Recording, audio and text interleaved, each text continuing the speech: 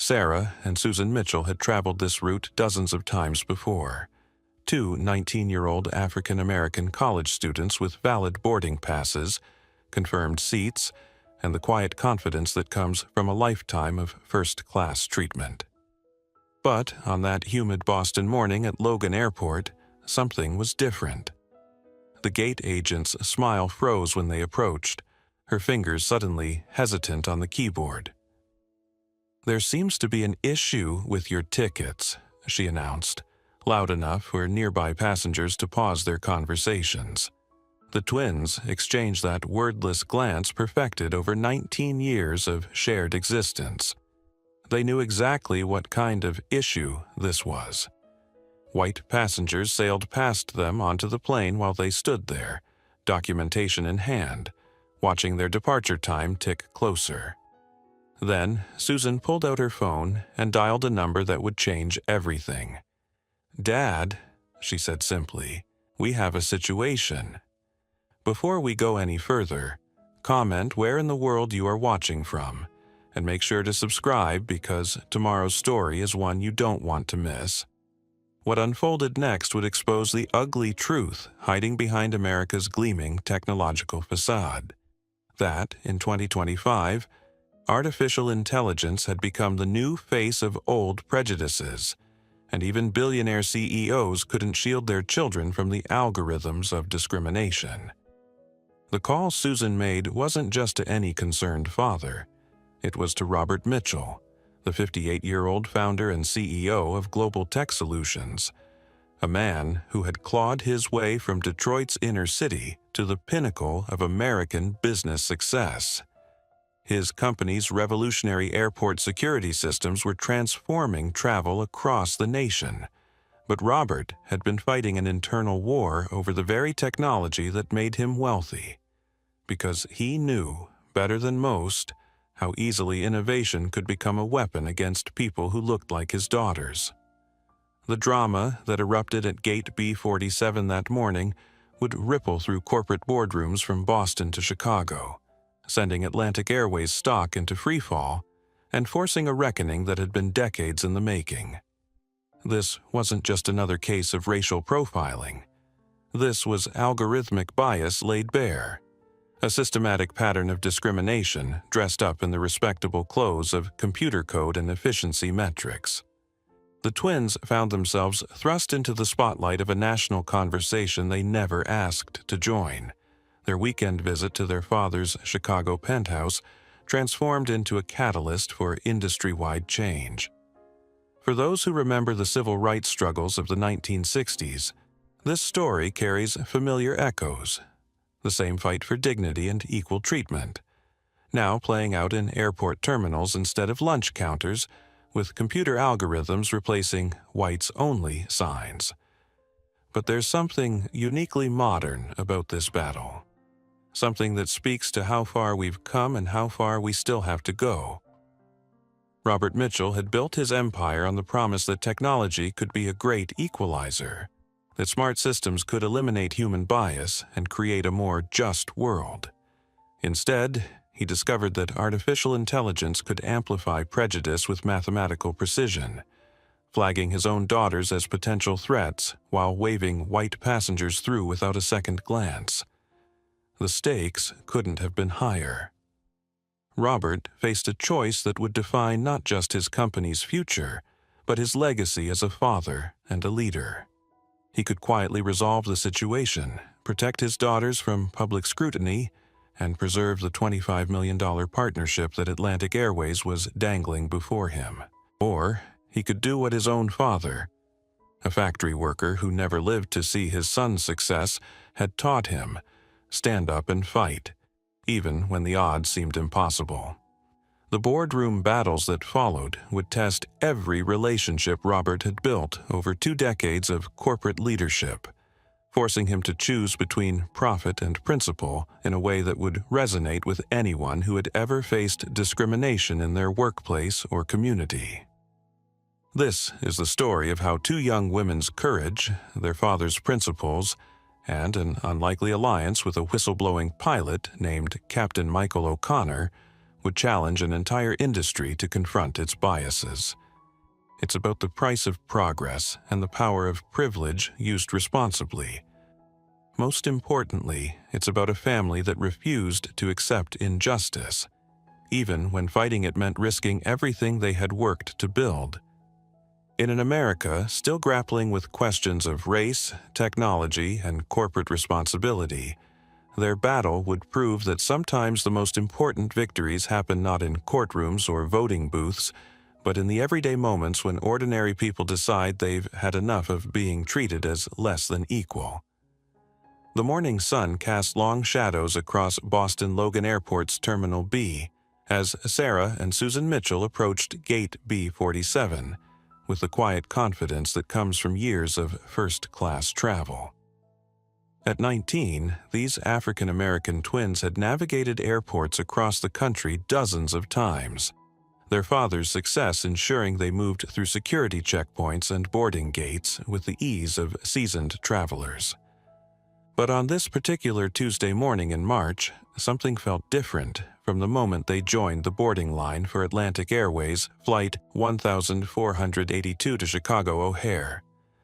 Patricia Williams, the gate agent whose nameplate gleamed under the terminal's fluorescent lights, had been processing passengers with mechanical efficiency for the past 20 minutes.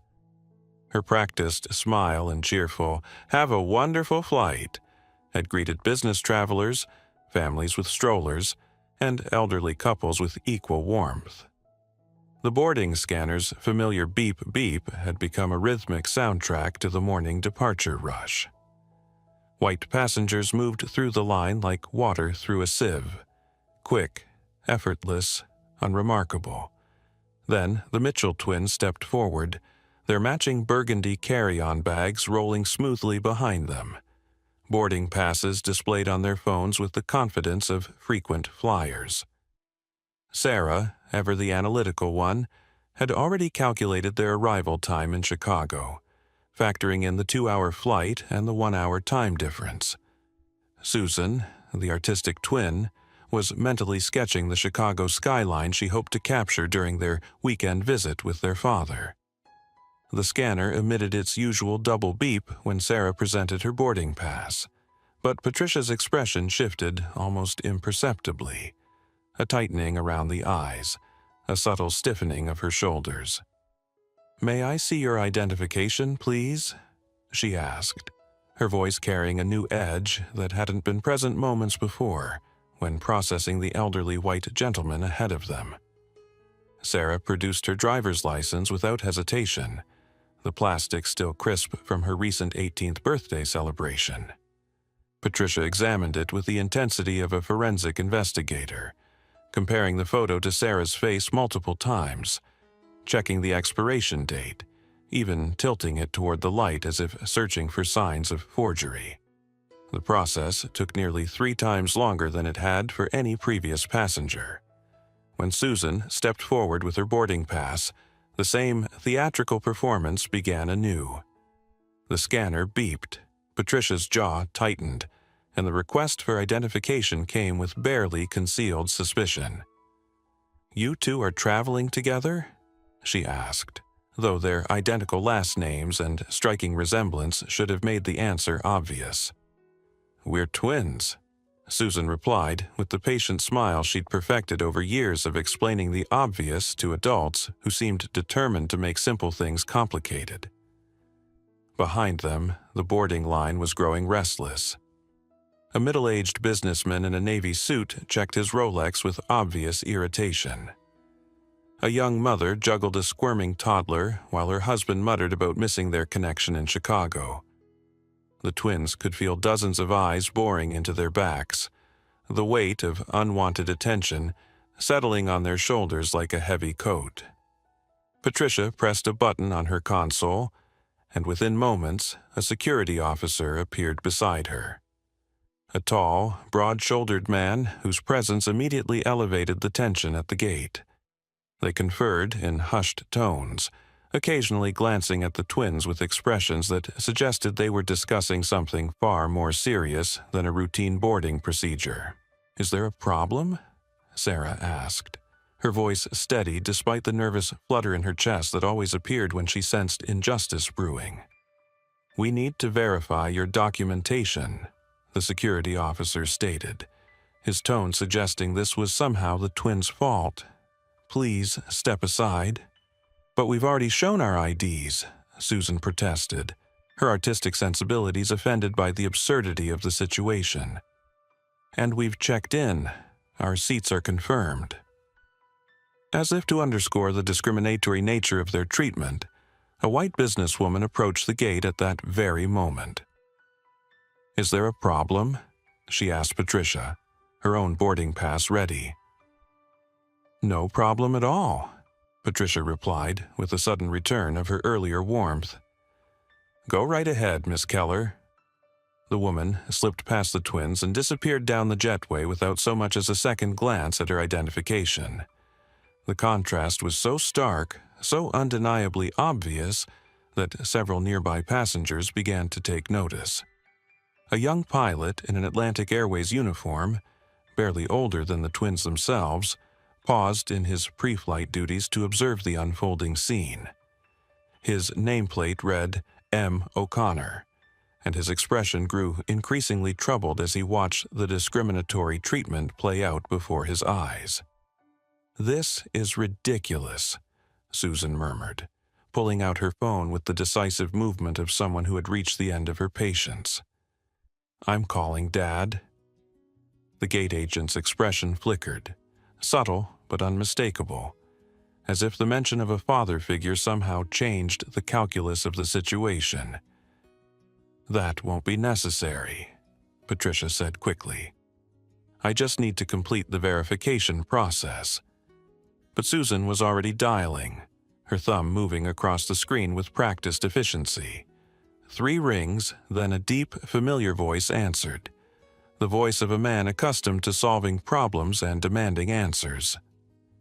"Dad, we have a situation at the airport," Susan said, her voice carrying the calm authority she'd inherited from Robert Mitchell. "They're refusing to let us board. Yes, we have our IDs. Yes, the tickets are confirmed. No, they won't give us a reason." As Susan spoke, something shifted in the terminal atmosphere. Perhaps it was the confidence in her voice, or maybe it was the way several nearby passengers had stopped their own activities to observe the unfolding drama. Whatever the cause, Patricia's demeanor began to change, her eyes darting nervously toward her supervisor's office as if suddenly aware that this situation might have consequences she hadn't anticipated. "Robert Mitchell," Susan was saying into the phone, her voice now carrying an unmistakable edge of her father's corporate authority. "Yes, my father wants to speak with the supervisor on duty." The security officer's posture stiffened at the mention of the name. Robert Mitchell wasn't just any concerned parent. He was the billionaire CEO whose company was revolutionizing airport security systems across the nation. The officer's eyes met Patricia's in a silent exchange of recognition and growing alarm. Patricia's smile returned, brittle and forced, like a mask hastily repositioned. "There must have been a misunderstanding," she announced with artificial brightness. "Let me recheck your boarding passes." But Susan was already handing her phone to the security officer, her expression resolute and uncompromising. "My father would like to speak with you," she said, her tone leaving no room for negotiation. The officer hesitated before accepting the phone, moving several steps away as he spoke in hushed, increasingly deferential tones. From their position, the twins could see his posture change, shoulders straightening, head nodding respectfully, the body language of a man suddenly aware he was speaking to someone with significant power and influence. Meanwhile, Patricia had suddenly discovered that the twins' boarding passes were miraculously perfectly valid. "You're all set," she announced with the kind of forced enthusiasm typically reserved for customer service training videos. "Sorry for the confusion. Enjoy your flight." Sarah fixed her with a level gaze that would have made her father proud. What exactly was the issue? She pressed, her analytical mind already cataloging the inconsistencies in their treatment. Just a system error, Patricia replied, avoiding eye contact with the skill of someone who had perfected the art of corporate deflection. These things happen to everyone. Do they? Sarah pressed, her voice carrying a note of skepticism that made several nearby passengers lean in to hear the response. Or do they just happen to certain passengers? Before Patricia could formulate a response, the security officer returned with Susan's phone, his demeanor notably more deferential than it had been minutes earlier. "You're cleared to board," he said, stepping aside to clear their path. "Again, we apologize for the inconvenience." As the twins finally moved down the jetway, Susan's phone buzzed with a text from their father.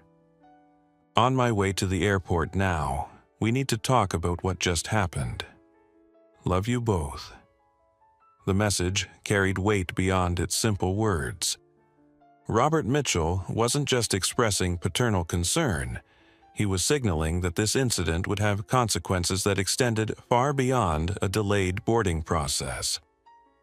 The twins exchanged a glance, their silent communication honed by 19 years of shared existence, telling them both that their weekend visit to Chicago had just become something much more significant. Aboard the aircraft, they found their seats in the premium cabin, another perk of their father's status and success. As they settled in, the young pilot Susan had noticed earlier, Captain Michael O'Connor, according to his uniform, passed through the cabin during his pre-flight inspection. He paused near their row, his expression concerned and troubled. "Everything okay?" he asked quietly, his Irish accent lending a musical quality to his words. There seemed to be some commotion at the gate. "Just a system error," Susan replied, unable to keep the skepticism from her voice as she echoed Patricia's earlier explanation. Captain O'Connor nodded, but his expression suggested he understood far more than he was saying. "Those happen more often than they should," he said carefully, "and rarely by accident. If you need anything during the flight, ask for me. Jake Donnelly. I'm still a first officer, actually, but I've been documenting these kinds of incidents for months." His words hung in the air like a challenge to the official narrative of system errors and random additional screenings.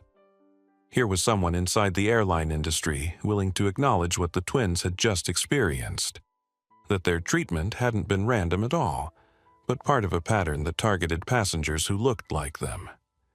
As Captain Donnelly continued his inspection, Sarah leaned toward her sister. "What do you think he meant by documenting these incidents?" Susan shrugged, though her mind was already connecting dots with the intuitive leaps that often surprised her more methodical sister. "I think Dad might find out soon enough." The flight to Chicago passed without further incident, but the twins remained subdued, processing what had happened and its implications. It wasn't their first experience with discrimination. Growing up as young black women in America had provided them with plenty of those, but there was something particularly unsettling about being singled out in such a public setting, treated as suspicious despite having done everything by the book. More troubling was the sudden change in attitude once their father's name entered the equation. The respect and courtesy that should have been theirs by default had only materialized when attached to power and privilege. It was a lesson they'd learned many times before, but never quite so starkly as in that terminal corridor, surrounded by witnesses who had watched the entire drama unfold. Meanwhile, in the executive offices of Atlantic Airways, located in a gleaming tower adjacent to O'Hare International Airport, CEO Richard Sterling was receiving some very unwelcome news. At 62, Sterling had spent 4 decades in the airline industry, clawing his way up from baggage handler to chief executive through a combination of ruthless ambition and strategic connections. He had transformed Atlantic Airways from a struggling regional carrier into one of the nation's largest airlines. But the past 5 years had seen profit margins shrinking as competition intensified and customer satisfaction plummeted. "What do you mean they were Mitchell's daughters?" he demanded, glaring at his head of security operations across the polished conference table. How was that not flagged in the system? Albert Morris, a former military man whose permanently furrowed brow had deepened considerably over the past hour, shifted uncomfortably in his chair. The reservation was under the mother's name, Catherine Mitchell. She kept her professional name after marriage.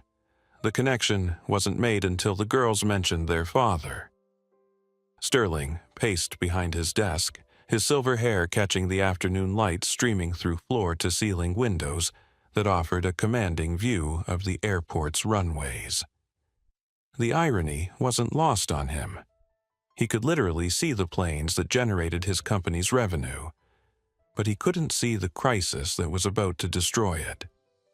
"This is a PR nightmare waiting to happen," Sterling muttered, his mind already calculating the potential damage. "Mitchell has been looking for excuses to delay our partnership deal. If he gets wind that his precious daughters were subjected to additional screening because of our algorithm." "It was standard protocol," Albert insisted, though his voice lacked conviction. "The system flagged them for verification." Sterling fixed him with a withering look that had intimidated subordinates for decades. "The system you implemented flagged 2 teenage girls with valid identification and confirmed reservations. The same system that's repeatedly been criticized for its racial disparities. The same issues Mitchell is concerned about with his own technology." Albert's jaw tightened, but he couldn't argue with the facts. The algorithm he had championed as a cost-saving security enhancement had become a liability that threatened to destroy the very partnership it was supposed to facilitate. "Get me everything on this incident," Sterling snapped. "Witness statements, security footage, the exact alert that triggered the screening, and find out who spoke to Mitchell on the phone. I want to know every detail before he arrives at O'Hare." As Albert hurried to comply, Sterling's assistant appeared in the doorway with an expression of barely controlled panic. "Sir, Robert Mitchell is on line 1. He's demanding to speak with you immediately." Sterling closed his eyes briefly, composing himself before picking up the phone. This conversation would determine whether Atlantic Airways survived the next 24 hours intact. "Robert, what a pleasant surprise," he began, injecting false warmth into his voice. "I was just thinking about our conversation next week." "Save it, Richard." Robert's voice cut through the pleasantries like a blade through silk. "I'm at O'Hare right now, meeting my daughters who were just subjected to discriminatory treatment by your staff." The words hit Sterling like a physical blow. Robert Mitchell wasn't just calling to complain. He was already in Chicago, already mobilizing, already treating this as a crisis that demanded immediate attention. "There's been a misunderstanding," Sterling began, falling back on the corporate playbook for damage control. "The only misunderstanding," Robert interrupted, his voice cold with controlled fury, "is your company's belief that this kind of treatment is acceptable. My daughters were humiliated, delayed, and treated like criminals until my name was mentioned. Suddenly, miraculously, the system error resolved itself." Sterling winced. It was exactly the pattern he'd feared. Discriminatory treatment followed by immediate deference once privilege and power entered the equation. The optics couldn't have been worse if they'd been deliberately designed to highlight systemic bias. "I assure you this isn't our policy," Sterling said, grasping for any foothold in the conversation. "If there was an error in judgment, this wasn't an error in judgment," Robert stated flatly. "This was your algorithm doing exactly what it was designed to do, disproportionately flagging passengers of color for additional screening, the same issues I've been raising about automated systems for years. There was a dangerous pause before Robert continued, his voice now deadly quiet. I want a full investigation. I want the findings made public. And I want accountability, not just a corporate apology and sensitivity training. Of course, Sterling agreed quickly, recognizing the tone of a man who had made his fortune by refusing to accept unacceptable situations. We take this very seriously. I'll personally oversee. One more thing, Robert added, and Sterling could hear the finality in his voice. Our meeting next week about the security system partnership? Consider it canceled indefinitely. I won't entrust my technology to a company that can't recognize its own biases. The line went dead before Sterling could respond. He slowly replaced the receiver, a cold knot of dread forming in his stomach. The Mitchell partnership had been projected to increase Atlantic Airways' value by at least 15%. The board had been counting on it to offset 3 consecutive quarters of declining revenue. Sterling's assistant hovered in the doorway, her expression reflecting the gravity of the situation. Sir, the chairman is asking for an update on the Terra Global negotiations. Tell him they've been delayed, Sterling replied grimly. And get me our PR team immediately. We're about to face a crisis that could destroy this company. What Sterling couldn't know, was that the situation was about to escalate far beyond a private dispute between executives. The incident with the Mitchell twins was about to become very public indeed, thanks to the power of social media and the courage of witnesses who had watched discrimination unfold in real time. A passenger who had observed the twins' treatment at Logan Airport had already posted about the incident on Twitter, mentioning the Mitchell name and tagging Atlantic Airways. The post was gaining traction with alarming speed as commenters shared similar experiences and journalists began to take notice. By the time Sterling's emergency PR meeting convened, justice for Mitchell twins was trending nationally, and Atlantic Airways stock had begun its precipitous decline. The crisis that had begun with 2 young women simply trying to board a plane had evolved into something much larger. A reckoning with systemic bias that would force an entire industry to confront uncomfortable truths it had been avoiding for far too long. The Mitchell twins had become unwilling catalysts for change. Their personal experience of discrimination transformed into a powerful symbol of the algorithmic bias that affected millions of travelers who didn't have access to billionaire fathers and corporate influence.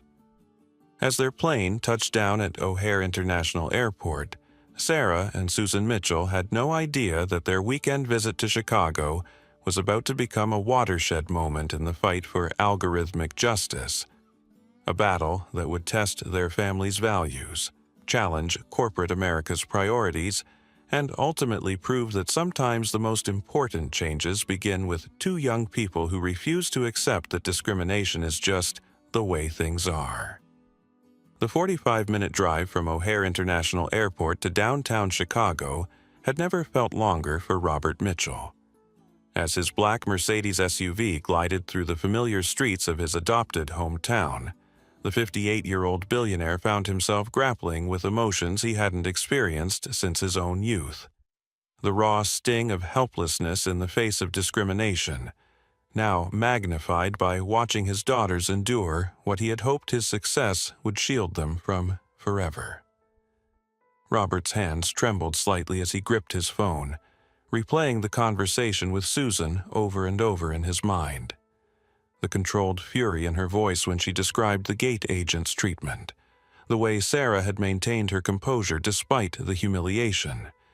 These details cut deeper than any business setback he had ever faced. At 58, he had built an empire worth over $3 billion, commanded respect in boardrooms across America, and wielded influence that opened doors others couldn't even see. Yet none of that power had prevented his 19-year-old daughters from being treated like criminals at an airport gate.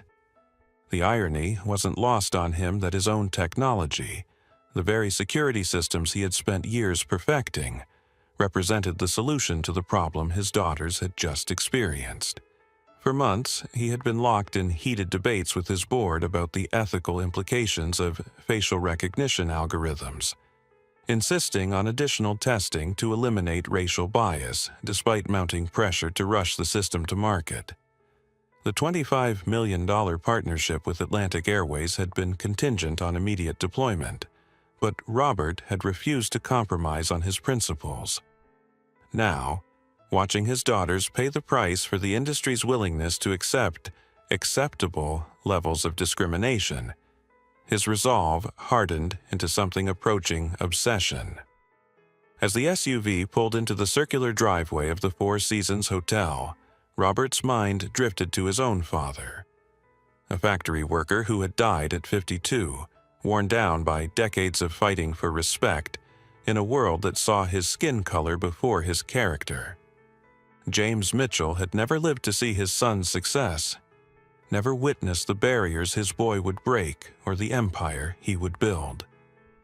But Robert could almost hear his father's voice now, the same words he had spoken during Robert's childhood whenever they faced discrimination.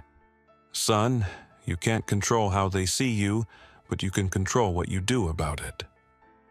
The weight of that legacy pressed down on Robert's shoulders as he prepared to face his daughters. He had promised himself and them that their lives would be different, that his success would insulate them from the prejudices he had endured.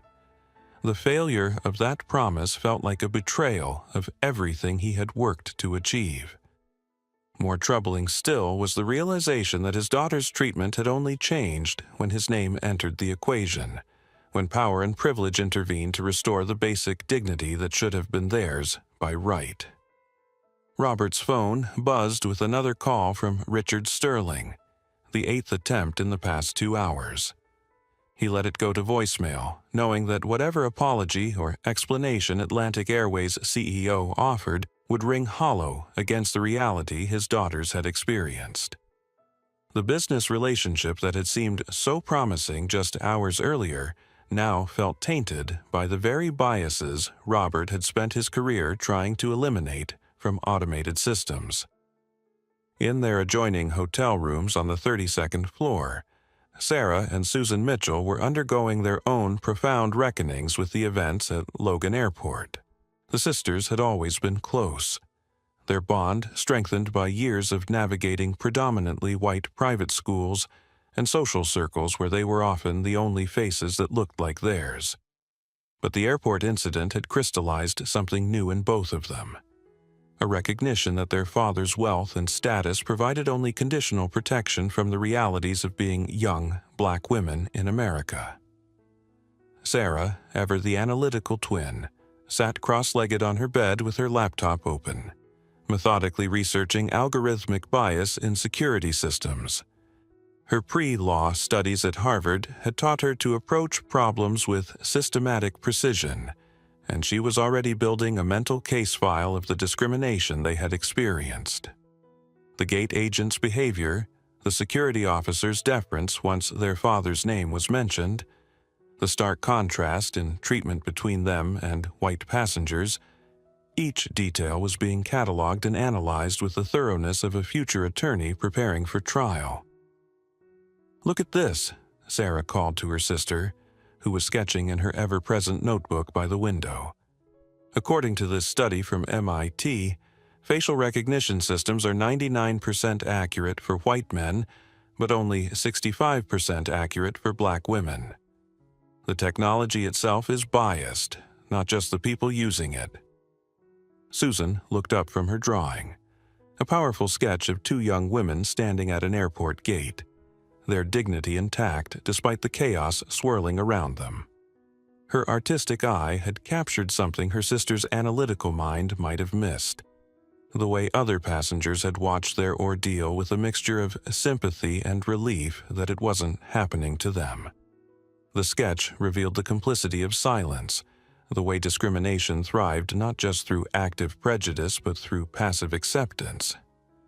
"It's not just about the technology," Susan replied, her voice carrying the thoughtful cadence that emerged when she was processing complex emotions. "It's about the people who designed it, the people who implemented it, and the people who stood by watching it happen. Dad always talks about how technology reflects the values of its creators, but I think it also reflects the values of everyone who chooses not to question it." The twins had always complemented each other, Sarah's logical precision balanced by Susan's emotional intelligence, Susan's creative insights grounded by Sarah's practical analysis. Now, facing their first real encounter with systemic discrimination, they found their different strengths converging toward a shared understanding of the challenge before them. Sarah closed her laptop and moved to sit beside her sister on the window seat, looking out at the Chicago skyline where their father had built his empire. "Do you think he knew this would happen?" she asked quietly. "Not specifically, but do you think he's been preparing for something like this our whole lives?" Susan considered the question, her pencil still moving across the paper as she added details to her sketch. "Remember when we were 12 and that security guard followed us around Nordstrom? Dad didn't just complain to the manager. He had a 2-hour conversation with us about dignity and how to respond to prejudice without losing ourselves in anger. And when we were 15 and that teacher assumed we were scholarship students instead of paying tuition," Sarah added, "he didn't just call the school. He used it as a teaching moment about assumptions and how success doesn't immunize you from bias." The sisters sat in comfortable silence, processing the realization that their father had indeed been preparing them for this moment their entire lives. His lessons about maintaining composure under pressure, about using their voices effectively, about the responsibility that came with privilege, all of it had been building toward encounters like the one they had just experienced. Susan's phone chimed with a text from their mother. "Saw the news. Are you okay? Call me when you can." The message was followed immediately by another. "Your father better not be using this for his corporate agenda." The twins exchanged a look that conveyed volumes. Their parents' separation had been difficult enough without the added complexity of a public crisis that touched on issues both parents cared deeply about. Catherine Mitchell's protective instincts as a mother were now clashing with Robert's strategic thinking as a CEO, and the twins found themselves caught between two people they loved who were processing the same traumatic event in fundamentally different ways. "We should call her," Sarah said, though her tone suggested she was dreading the conversation.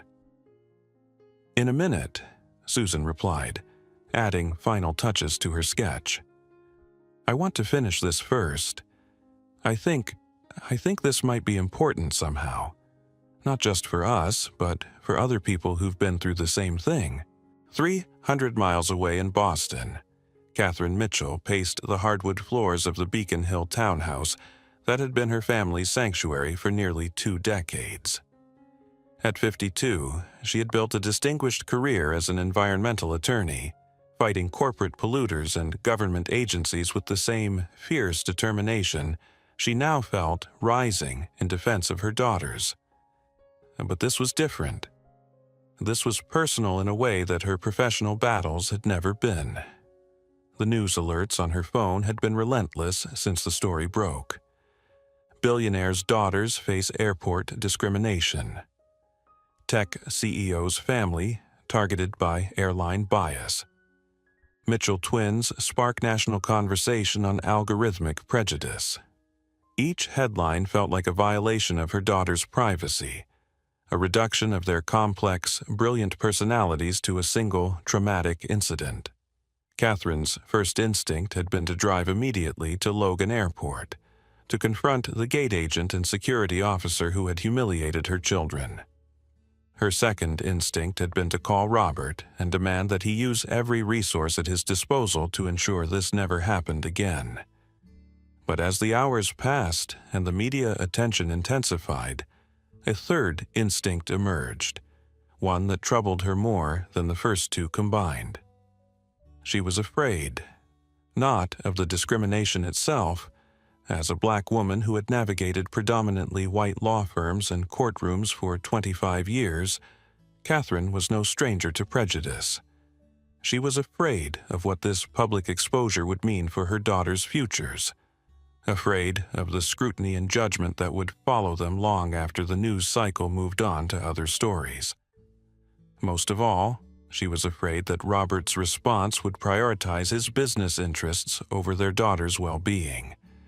Catherine had watched her husband build global tech solutions from a startup in their garage to a Fortune 500 company, had seen him make countless decisions that balanced ethical considerations against financial pressures. She respected his principles and admired his success, but she also knew how easily the line between protecting their daughters and leveraging their experience could blur in the heat of a corporate crisis. Her phone rang, interrupting her anxious pacing. Robert's name appeared on the screen, and she hesitated before answering. Their conversation since the separation had been cordial but strained, focused primarily on logistics and the girls' schedules. This would be their first real crisis as co-parents navigating separate lives. "How are they?" she asked without preamble, her attorney's training cutting straight to the essential question.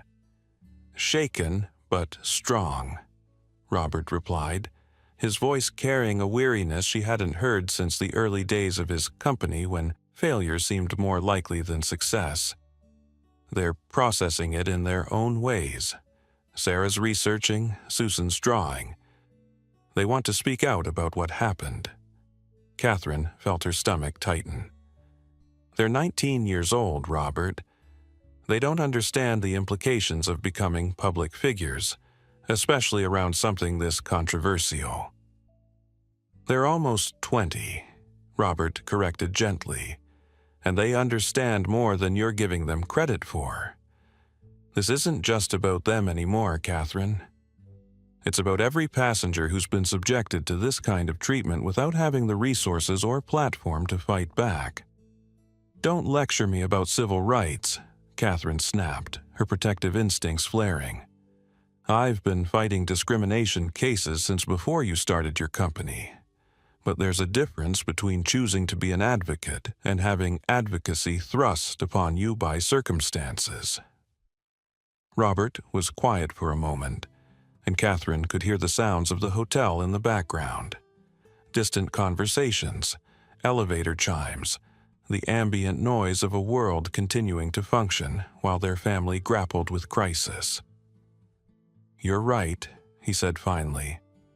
"I can't pretend this isn't complicated by business considerations.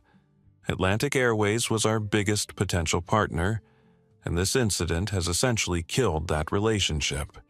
But I need you to know that my first concern, my only concern right now, is making sure our daughters feel supported and empowered to respond to this however they choose." Catherine sank into the leather armchair where she had spent countless evenings reviewing legal briefs while the twins did homework at the kitchen table. The familiar surroundings felt strange now, as if the events in Chicago had somehow altered the fundamental nature of their family's safe spaces. "What if they choose wrong?" she asked quietly, voicing the fear that had been gnawing at her since the first news alert. "What if speaking out makes them targets? What if this follows them for the rest of their lives?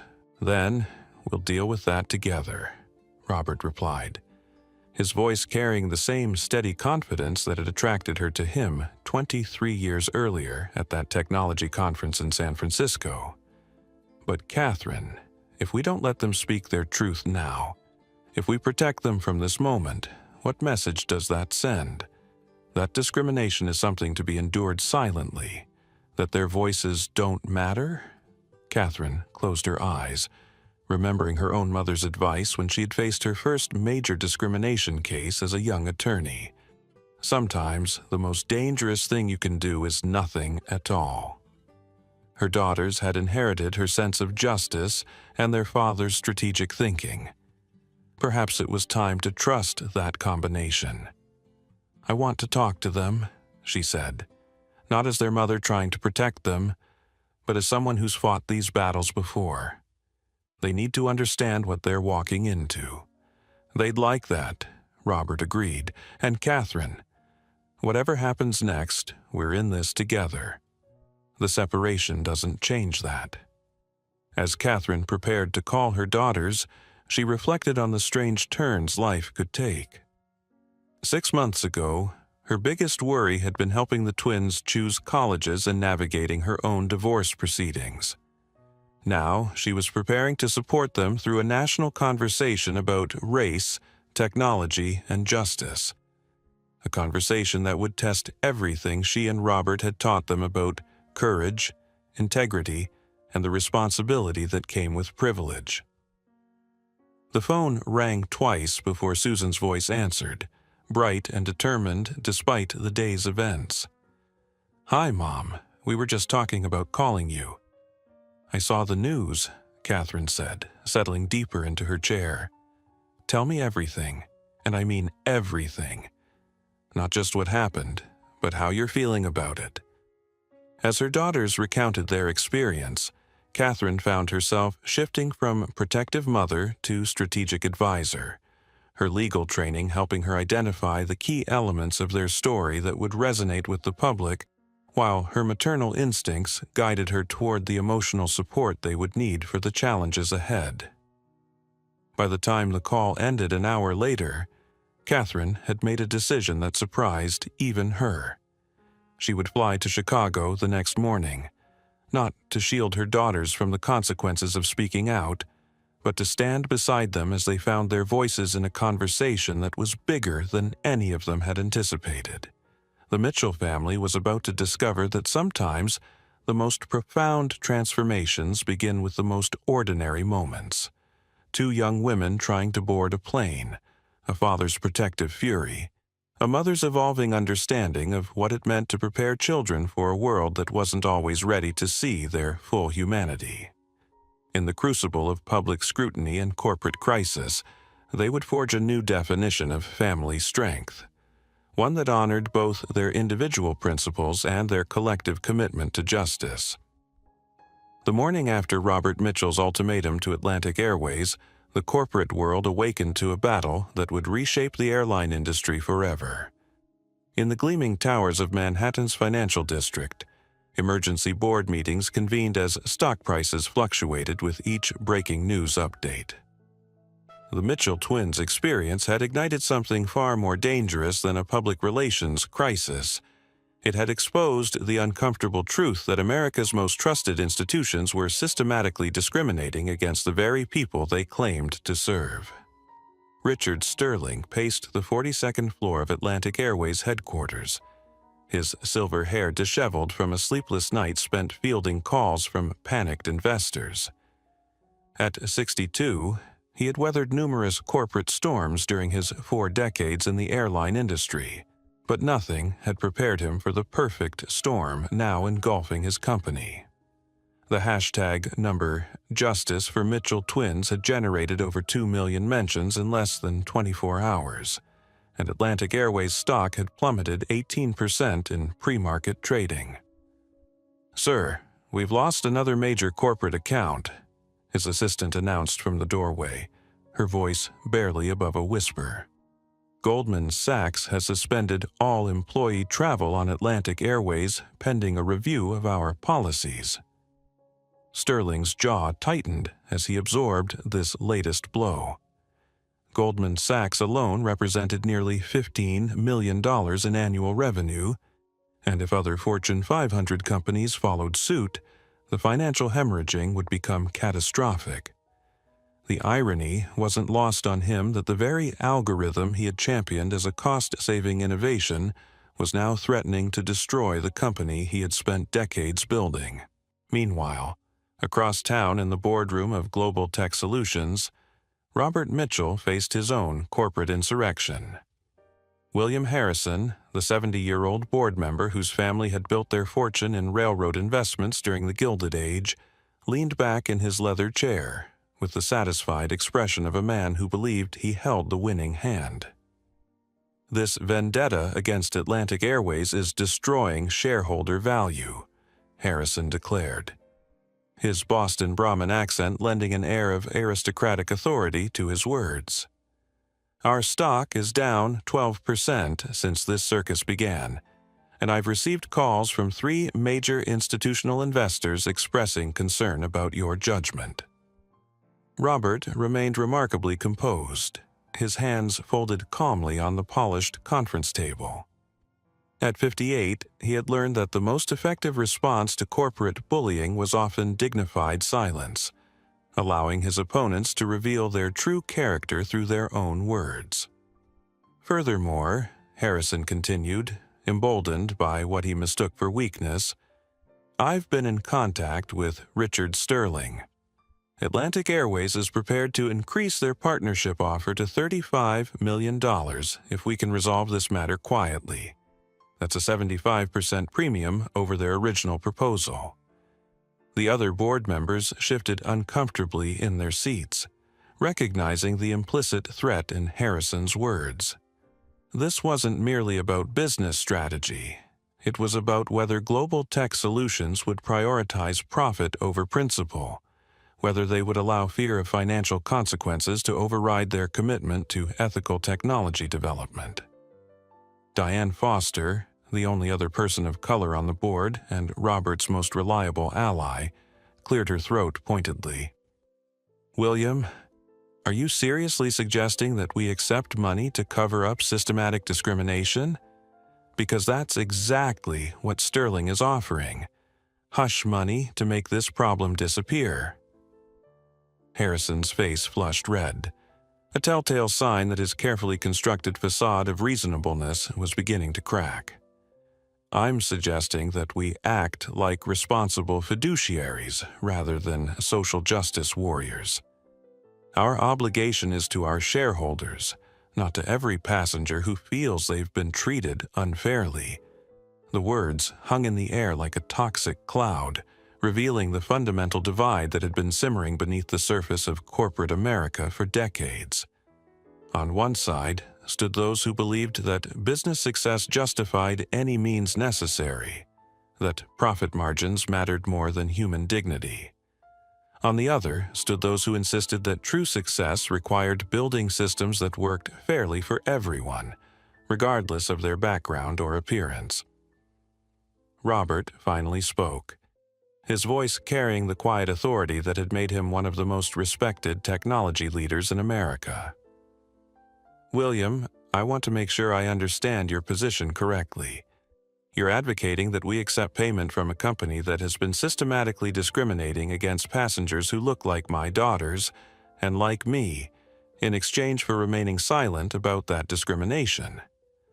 Harrison's discomfort was palpable, but his commitment to his position remained unwavering. "I'm advocating that we focus on our core business rather than getting distracted by social issues that don't directly affect our bottom line."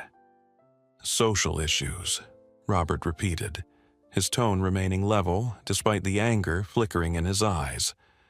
"You're calling the humiliation of my daughters a social issue. You're calling the documented evidence of algorithmic bias that affects millions of travelers a distraction from our core business." The tension in the room was suffocating, with board members choosing sides through subtle shifts in posture and carefully averted gazes. This wasn't just a disagreement about corporate strategy. It was a battle for the soul of the company, a defining moment that would determine whether global tech solutions would stand by its founding principles or succumb to the pressure of conventional corporate thinking.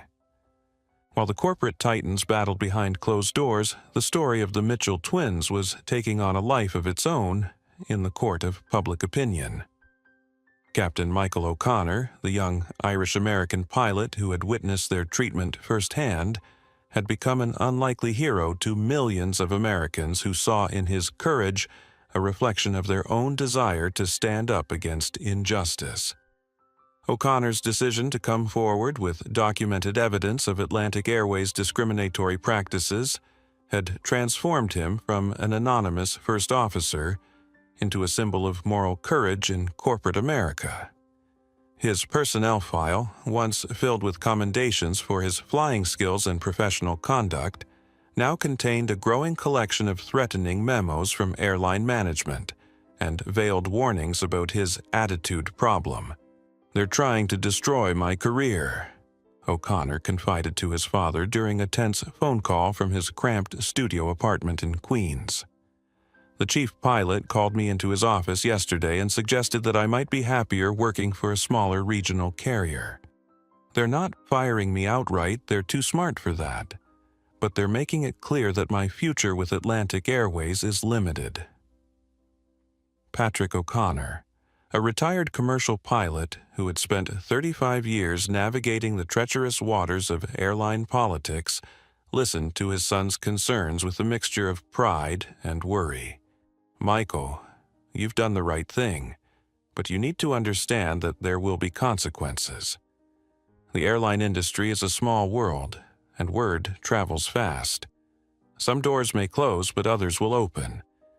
The question is whether you can live with yourself if you stay silent." The elder O'Connor's words proved prophetic as the aviation community began to divide into camps. Pilots who had witnessed similar incidents at their own airlines began reaching out to Michael, sharing their own stories of discrimination and expressing gratitude for his willingness to speak out. But others, particularly those in management positions or nearing retirement, viewed his actions as a dangerous precedent that could destabilize the industry's carefully maintained hierarchy. The pressure wasn't limited to individual employees. Major civil rights organizations, energized by the clear documentation of systematic bias, began mobilizing their resources for what they saw as a watershed moment in the fight against algorithmic discrimination.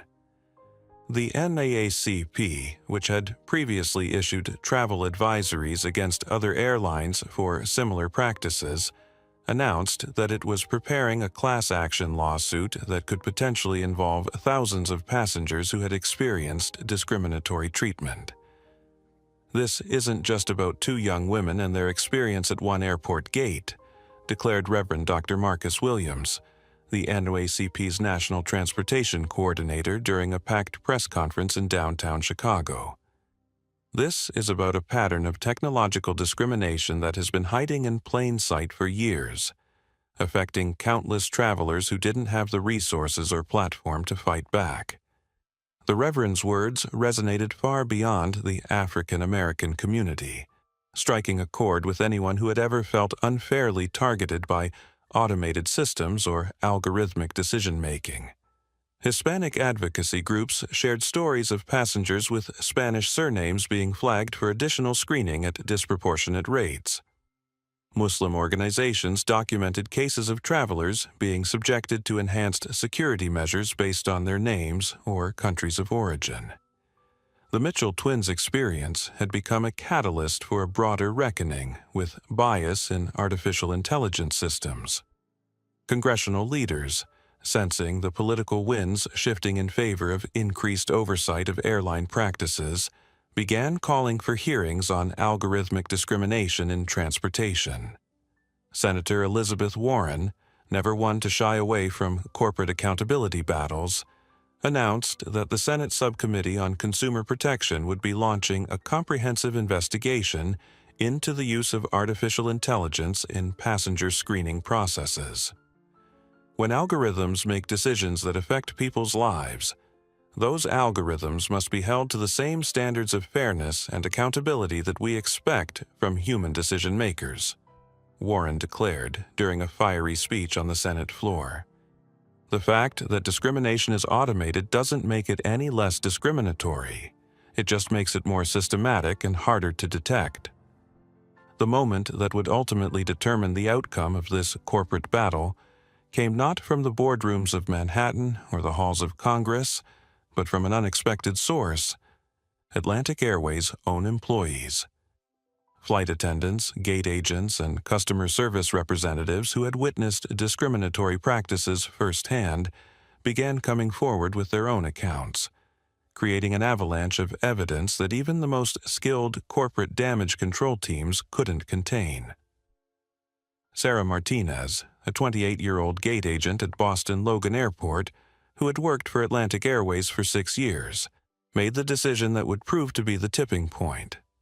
Martinez had been present during the Mitchell twins' ordeal, had watched the discriminatory treatment unfold, and had been haunted by her own silence in the face of obvious injustice. "I knew what I was seeing was wrong," Martinez explained during an emotional interview with CNN's Anderson Cooper. "But I was scared for my job, scared of speaking out against company policy. When I saw those two young women being treated differently because of how they looked, I felt sick to my stomach. But I told myself it wasn't my place to interfere." Martinez's decision to break her silence opened the floodgates for other Atlantic Airways employees who had been struggling with their own complicity in the airline's discriminatory practices. Within 48 hours of her television appearance, more than 200 current and former employees had contacted civil rights attorneys, offering to provide testimony about systematic bias in the airline's operations. The employee testimonies painted a damning picture of a corporate culture that had normalized discrimination through the veneer of technological objectivity. Gate agents described receiving informal training on how to identify suspicious passengers, with criteria that disproportionately targeted people of color. Security personnel revealed that they had been instructed to pay special attention to passengers flagged by the algorithm, even when those passengers showed no signs of actual suspicious behavior. Perhaps most damaging of all were the revelations from Atlantic Airways' own data analysts, who came forward with internal reports showing that company executives had been aware of the algorithmic bias for more than 2 years. These reports, which had been buried in corporate filing cabinets and ignored by senior management, provided statistical proof that the airline's screening system was flagging black passengers at rates nearly 4 times higher than white passengers with identical travel profiles. Richard Sterling's carefully constructed narrative of isolated incidents and rogue employees crumbled in the face of this overwhelming evidence. The company's stock price, already battered by weeks of negative publicity, went into free fall as investors realized that Atlantic Airways was facing not just a public relations crisis, but potential criminal liability for systematic civil rights violations. The Department of Transportation, under mounting pressure from Congress and civil rights groups, announced that it was launching a formal investigation into Atlantic Airways practices, with the possibility of imposing fines that could reach into the hundreds of millions of dollars. The Federal Aviation Administration began reviewing the airline's operating certificate, raising the specter that Atlantic Airways could lose its license to operate commercial flights. The end came swiftly for Richard Sterling, though not in the way he had anticipated. The Atlantic Airways Board of Directors, facing the very real possibility of corporate bankruptcy, made the calculation that their CEO had become a liability too great to bear. In a closed-door meeting that lasted less than 30 minutes, Sterling was informed that his resignation would be announced within the hour, effective immediately. 40 years I've given to this industry, Sterling muttered to his longtime assistant as he packed his personal belongings into cardboard boxes. 40 years of building this company from a regional carrier into a national powerhouse, and this is how it ends. Destroyed by 2 teenagers and their social media mob. His assistant, a woman who had worked with Sterling for nearly a decade, remained diplomatically silent. She had seen the internal reports, had watched the evidence of systematic discrimination pile up on Sterling's desk, and had witnessed his repeated decisions to prioritize short-term profits over long-term ethical considerations. While she felt sympathy for the man she had worked with for so long, she also understood that his downfall was the inevitable consequence of choices he had made over many years. Sterling's resignation statement, carefully crafted by Atlantic Airways' legal team, struck a tone of reluctant accountability while avoiding any admission of personal wrongdoing. While I continue to believe that the recent allegations against Atlantic Airways have been greatly exaggerated, the statement read, I recognize that new leadership is needed to restore public confidence in our company and our commitment to serving all passengers with dignity and respect. The statement fooled no one. Industry analysts immediately recognized it as a desperate attempt to contain the damage by sacrificing sterling while protecting the broader corporate structure. Civil rights leaders dismissed it as inadequate, pointing out that systematic discrimination couldn't be solved simply by changing the person at the top. Robert Mitchell's response to Sterling's resignation was characteristically measured but pointed.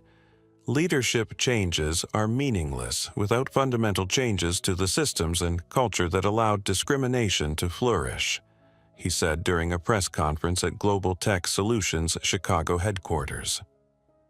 Atlantic Airways has an opportunity to demonstrate genuine commitment to reform, but that will require more than cosmetic changes to their executive suite. The pressure for meaningful reform was about to intensify dramatically, as the Mitchell family prepared to take their fight to the highest levels of American government. Congressional hearings were scheduled to begin within 2 weeks, and the twins had agreed to testify about their experience before a national television audience. The battle for accountability was entering its final, most crucial phase, with the future of algorithmic fairness in American transportation hanging in the balance. The resignation of Richard Sterling marked not an ending, but a beginning, the start of a comprehensive reckoning with bias in artificial intelligence that would ultimately transform not just the airline industry, but the entire landscape of automated decision-making in American society. The Mitchell twins, who had simply wanted to visit their father for a weekend, had become the catalysts for one of the most significant civil rights battles of the digital age. As news of Sterling's departure spread across social media and cable news networks, millions of Americans began to understand that this story was about more than airline discrimination.